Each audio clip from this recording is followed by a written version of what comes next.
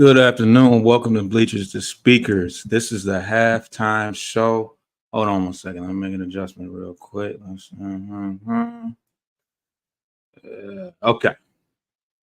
So this is the halftime show for the Lions and Steelers game. This is the lone home game for the Lions before they start the season against the LA Rams. And we're looking good. We're looking good in the second quarter, in the second half of the first half, if that makes sense. Started out slow. The Steelers came out with their starters. Russell Wilson was playing, George Pickens was playing, and they were driving. The Lions, I think, have their third string. I mean, they got some guys out there that I have never seen in my life, and I follow the team pretty tough. But yeah, they had George Pickens out there. They had Russell Wilson. They played Fields for a drive as well, and they definitely drove at will on us, as they should against our backups. But I you take what you see in these games with a grain of salt, especially when you got your backups out there. But I like Brandon Joseph. I think his name is Brandon Joseph, the safety. He's not afraid to get his nose dirty. He made a nice tackle for a loss on George Pickens early on in the game. And the pass rush, I think the pass rush is going to be improved this year. Some of these guys you'll definitely see this year. You're definitely going to see James Houston. I think they finally decided that he is not a Sam linebacker. He is somebody that you want to just pin his ears back and get to the quarterback, and he's doing just that so far. Hold on. Yeah, he's done that.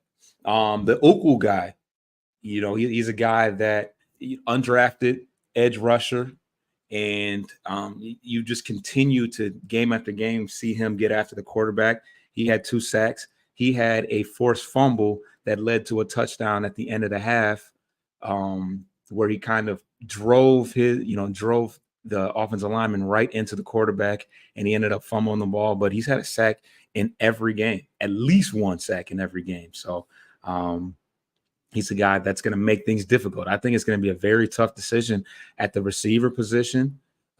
Isaiah Williams continues to be electric. He's definitely going to be effective on special teams as well as possibly the passing game. But we'll see. Peoples-Jones has continued to be non-existent. I don't think there's really any justification. As much as I would love to see him play for the team, I don't think there's much justification that would suggest that he's going to make the team. Caden Davis has showed more. Isaiah Williams has showed more. Fountain has been quiet, though. Fountain has been quiet after having a pretty good camp. And this is it. I hope to see more in the passing game for what it's worth in the second half, because the offensive line was pretty rough out the gate. We couldn't get anything going. We couldn't get any passing or running going. But we have gotten something going with Funk. He may be the next what's that receiver? The guy that we always bring back on special on the practice league. I can't remember his name, but yeah, Funk definitely set the tone. He scored the touchdown. He scored one of the touchdowns. Jamar Jefferson scored the other one. We're looking real deep at running back. No doubt about it. You got Jefferson, you got Reynolds, you got Baki, you got Montgomery and Gibbs, of course. You got a lot of good running backs. The Summers guy, he's another guy that probably won't make the team, but he's made an impact. He's got 2 sacks today. But yeah, good to see James Houston get a sack. Hooker, how could I forget? Hendon Hooker. He's looked good. I've seen him a couple times. I've seen him once again in the 2-minute drill driving down the field. He's looked good. I've seen him in the face of some pressure, make some strong throws while he was being hit.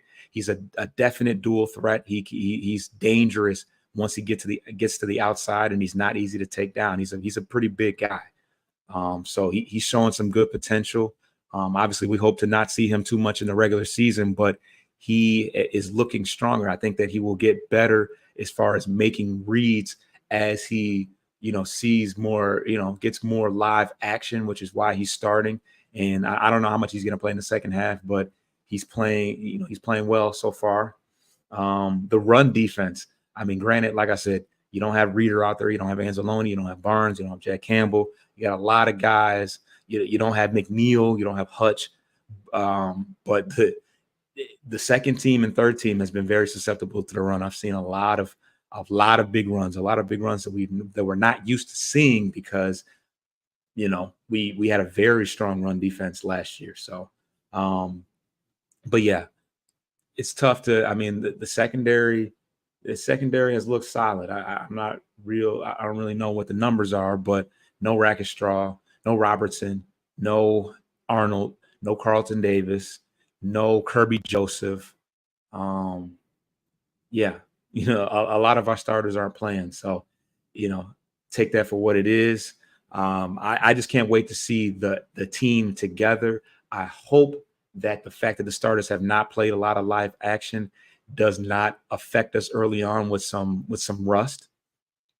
Because we haven't seen Gibbs. Who we got in here? Troy in the building. What's going on, Troy? Yeah, you haven't seen St. Brown, you haven't seen Goff, you haven't seen J-Mo. So I haven't seen Khalif Raymond, haven't seen Laporta. So, a lot of teams actually utilize their starters at least for a drive or two. You even saw Patrick Mahomes last week getting some work. You saw Pacheco, you saw Rice, you saw Kelsey. So we're taking a different approach, obviously.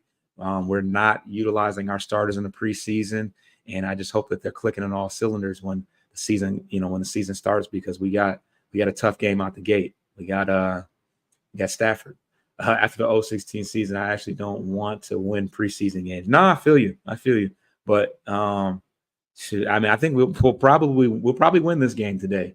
It's been a tale of two different quarters, and the team's got some good momentum right now. So I'm not mad at us winning. Any winning that we can do, whether it's a preseason game or a regular season game, I'm here for it all, because it just sets the tone for good culture. I think it's good to see. I think it's good for Hooker to see W's on the board. Troy says it's usually the worst team try harding for preseason wins. Yeah, and it's funny because we're really not trying all that hard.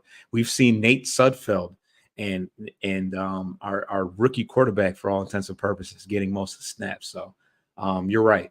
But if your third string team can overcome playing up against their first string teams, that speaks volumes as well. So, but yeah. I hope to see more from the passing game in the second half. Other than that, I want to see more of Uku. That Uku guy, I think that at least a practice squad signing, he's got to be looking at that at this point. The offensive line, it looks awful though. At least in the beginning, it looked awful. Sorsdale and Manu are two projects. They need some work. They definitely need some work, and so we'll see what goes on in the second half. I'm ready for the regular season at this point. I'm ready for the regular season. I'm ready to see our starters get some work. We haven't seen Carlton Davis and Terry. I think Terrion Arnold's played some snaps, but Carlton Davis, I don't think, has played any snaps, and he was one of our big signings. I want to see what Davenport can do. I really don't know what we have there. I want to see what DJ Reader can do. He, I guess, is on par and ready. Should be ready for the start of the regular season, but he is recovering from an injury, so it's tough to say at this point what we're going to have from him early on. But I think that our defensive line is upgraded from the likes of the Aquara brothers and Kaminsky even, and who else did we have last year? Oh, Charles Harris. I think we're going to be stronger this year with the acquisitions that we have. But I think the Aquara brothers looked good in the preseason last year. They did not look great when the regular season hit. So it's really hard to make a judgment on that. But For those tuning in, I know my boy Troy is subscribed, but for everybody else that tunes in just off the algorithm alone, please subscribe. We'll be following everything that happens that is Detroit Lions football. We'll be giving you a show during the week with the NFC North comrades every week. We'll be collaborating with some of the opponents, content creators, and giving you shows during the week as well. And hopefully we'll be giving you we'll definitely be giving you a lot of post game shows. I may spin the block for the post game if there's anything worth talking about. But certainly I'm here with you guys right now. If you guys have any opinions, when the second half starts, I'm going to jump up off here though, and stay tuned. The Tigers, if I know a lot of the people that follow our Detroit sports fans in general. I bring you tons of Detroit Tigers content every day. I'll probably be giving you a post-game Tigers show this after the game today, and me and Coach is going to give you a full week recap on Monday. As far as the Detroit Tigers are concerned. And then, of course, we got the Pistons coming up real soon. Training camp starts, I think, at the end of next month. And, yeah, we're bringing you content on this channel. And then, of course, you got to subscribe to our audio platforms as well. The Lions one is Bleachers to Speakers. The Pistons is Post-Game Podcast and Corner to Copa as far as the Tigers is concerned. But, yeah, I'm going to get up out of here. I may see you guys after the game. So just hold tight for that. And we'll see what the Lions got to offer in the second half of the last preseason game. Thank God. Troy says, let's hope the Lions get this win, though. Should be a good one. Yeah, absolutely. It's looking way better than it did in the very beginning of the game. So, yeah, we'll see what we got going on. It's your boy Foster Child. Subscribe to Bleachers to Speakers on YouTube. Please. I'm out.